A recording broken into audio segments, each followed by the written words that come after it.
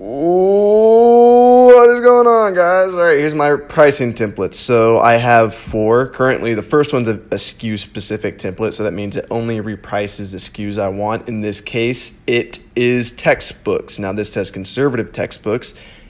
It's not necessarily just, it's not conservative anymore. It was at one point, but it's late August now, and now it's much more liberal. It's competing for the buy box. So let's take a quick look into it. We won't spend too much time on this one because, I mean, it's pretty self-explanatory. It's competing for the buy box. Now, there's some things I don't want it to do. I want only new offers to compare against other new competing offers. We go down. I'm competing. No, I am not excluding acceptable offers. So I'm competing against acceptable offers. Just launched. I'm excluding those guys because I don't think they can have the buy box. So I don't want to. I just want the buy box. That's all I want. And I selected that option down here, the repricing modes. This is probably the most important part of the sheet. You can reprice for the lowest possible competing price, which I don't know why you would do that. Why not just compete for the buy box? Because especially if you're competing with both FBA and non-FBA offers, and you compete with the lowest price possible, you're basically saying, hey, Amazon, or not Amazon, hey, Repriceit, make everything in my inventory a penny, because there are penny books out there. It's just a bad idea. Don't do it. Take everything I say with a grain of salt. I'm no expert on this. This is just what I do. This is how I Amazon. Okay, so maximum number of competing offers to compare against is 6. If we look into this, so the higher the number, the more conservative it's going to reprice it. So right now it's competing for the buy box, so I don't even really think that matters. Back when I was actually doing intelligent repricing, when you're using the intelligent repricing method, which they don't tell you exactly what it is, because I think they're scared of like other repricing or repricers stealing their methods. But basically the higher the number, the more conservative. You want to compare against 10 offers or whatever. But my gut tells me, since there's so many merchant offers out there anyway, any third-party app only has access to the lowest 20 Amazon prices. So if there's 20 merchant offers, then none of the FBA offers are even being considered by the repricer. So keep that in mind. Sometimes there's so many of my books that when I was repricing with intelligent repricing that just wouldn't be touched by the repricer because they couldn't, because the repricer had no access to any FBA offers. So now that it's competing for the buy box, I believe that third-party apps always have access to the buy box. Could be wrong about that, but I'm 99% sure. So it's always going to have access to that data. So right now I'm trying to sell through. I don't want to have any more I don't want to have any textbooks come, mid-September to the beginning of October. I want them all to be gone so I can sell through and buy more for next semester. All right, let's go back. Okay, so I intelligently reprice for the first 60 days, which is more conservative. If we look at this, in this one, I'm excluding acceptable offers. I don't want to lowball my prices. I want them to sell for a higher price. I want to get the most I can. I'm not going below $9.95.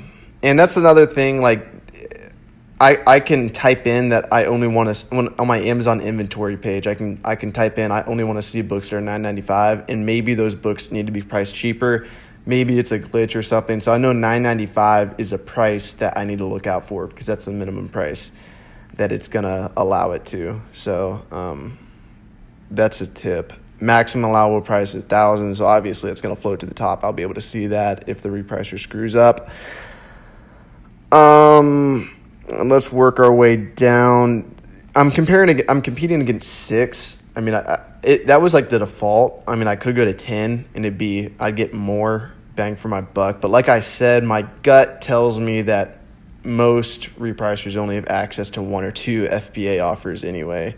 So, so I mean, that's basically my second. I always want to price 5% below Amazon, and never want to price above Amazon. There are scenarios where people price above Amazon and they do sell, like for a 1,000 ranked book. if Amazon's selling it for $12, you can get the used buy box for $13, and some customers not going to be paying attention. They're going to be an autopilot, and they will click on that and they will buy it. So keep that in mind. I don't know. I just don't like doing that. Let's go back and look at this next template. Let's go down here. So yeah, the third template is just compete for buy box. Pretty self-explanatory. And this last template is, I think I'm going to change this to 120 days, but it's 90 days to infinity and beyond. Any bad ranked book, which I don't know what I classify as a bad ranked book. I think like over 1 million, maybe 2 million. It's going to price 25% above the lowest offer. Period. So like that's it's going to be a merchant fulfilled offer. So it's pricing 25% above the merchant fulfilled offer. And let's look exactly how I did this. Yeah, so I'm very lenient with this one. I don't want anything going above $2.99. Which that's kind of weird why I did that. I could go ahead and just have it float to the top, which I will. Because any book that's actually worth over $100, I'm going to put on the exclude list, which I'll get into in a second. So these are like probably $50 less books that are bad ranked that I thought might sell, but they didn't, and I don't want to pay inventory fees on them. So they're going for the buy box. They never price above Amazon, obviously. Let's see. This is a catch right here. Compare your FBA items against both FBA and non-FBA offers. So it's competing against all of them, period, and it's going to price a 25% right here above target competing offer. So should probably click on that too. Learning as I go here, reprice my inventory at the lowest possible competing price. See, I think these two down here should override the repricing modes, because if I'm competing against both FBA and non-FBA offers against 25% above target competing offer. So yeah, this should have been lowest possible price, and now it'll be right. Anyway, and this last thing, always be careful. They got a red warning sign. Don't click this until you're positive that your settings are what you want. Go ahead and save settings without it. Click reprice now, and then you can go and check and see which books were repriced and see if you like the prices they priced them at. So that's about it. One golden thing they Repriceit has, if you go to exclude items, you can see all these SKUs. These are just regular SKUs I don't want them to touch, but there's also, so like for whatever reason, if I have like a 1 million ranked book, or like let's say like a 3 million ranked book that's $275 and it has a couple of spikes in its lifetime, I don't want the repricer touching that at all. So what I'm going to do is price it, copy and paste a SKU, put it in here. And then there's also this option to add as a wild card.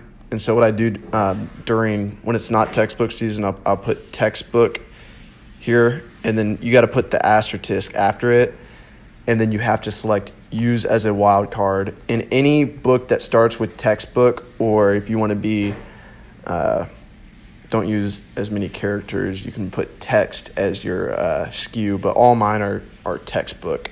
So that's what I do in the off season. So I price all my textbooks manually at the price I want them to sell, add them to the exclude list so the repricer won't touch them, and then during textbook season I take them off and let the repricer go away. Peace out.